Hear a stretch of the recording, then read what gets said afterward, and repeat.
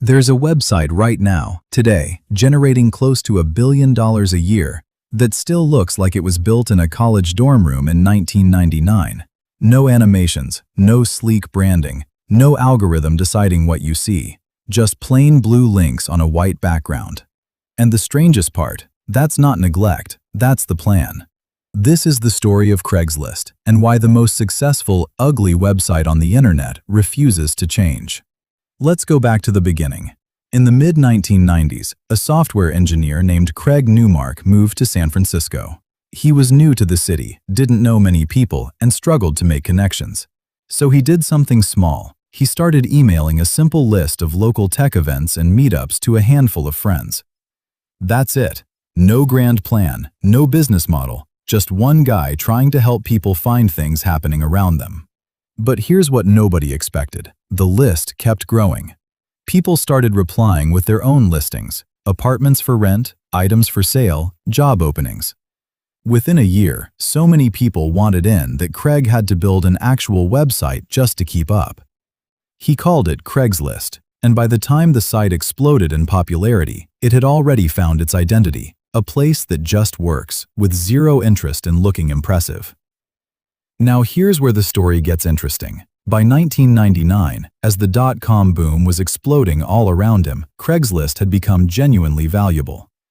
Venture capitalists came knocking. People offered him serious money to redesign the site, professionalize it, turn it into a real tech company with ads, investors, and growth targets. And Craig said no. Not just once, repeatedly, for decades. He turned down what would eventually add up to billions of dollars in potential revenue. Analysts have estimated that simply by refusing to run banner ads, Craigslist has walked away from hundreds of millions of dollars every single year.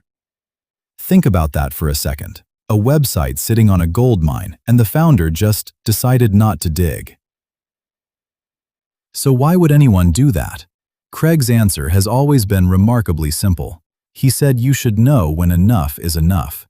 Instead of chasing every possible dollar, Craigslist built one of the most understated business models on the internet. Almost everything on the site is completely free, selling furniture, finding roommates, posting community events.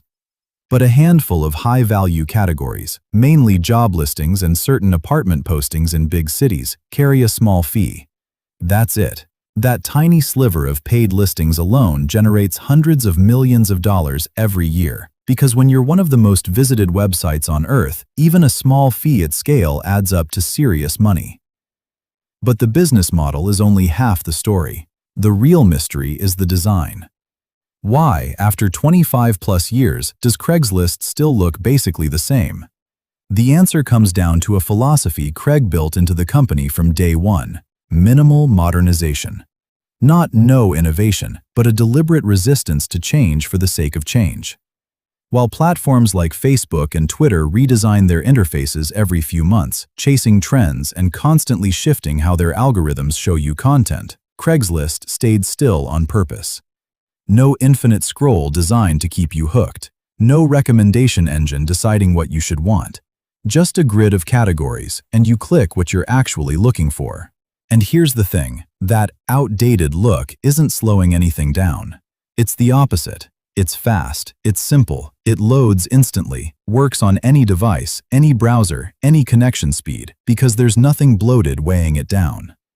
In a world where most websites are stuffed with tracking scripts, autoplay videos, and pop-ups begging for your email, Craigslist just works. Instantly. There's also a deeper reason behind this resistance to change, one that ties directly back to Craig's own values.